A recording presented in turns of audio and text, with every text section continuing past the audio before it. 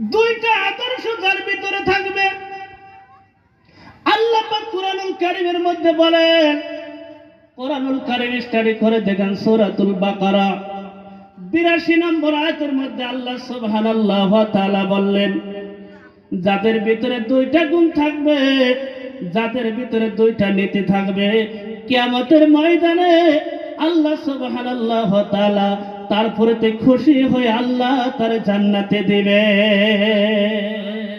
আল্লাহ কয়টা কইছে? সূরাতুল বাকারা, আমি আপনাকে কয়ে দিলাম সূরাতুল বাকারা 82 নম্বর আয়াতটা খুলবেন, আয়াতটা দেওয়া আছে। আল্লাহ বললেন, দুইটা আদর্শ যার ভিতরে থাকবে, দুইটা গুণ যার ভিতরে পাওয়া যাবে বন্ধু, ওই ব্যক্তি কিয়ামতের দিন জান্নাতে যাবে।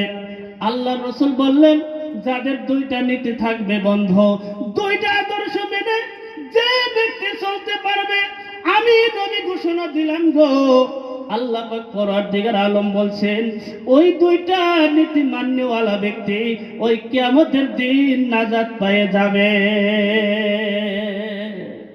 কয়টা? কয়টা গো? আরো জোরে কোন কয়টা? দুইটা। আমি আপনাকে একটা কথা কই, এই যে যারা বাইরে আছে, একটা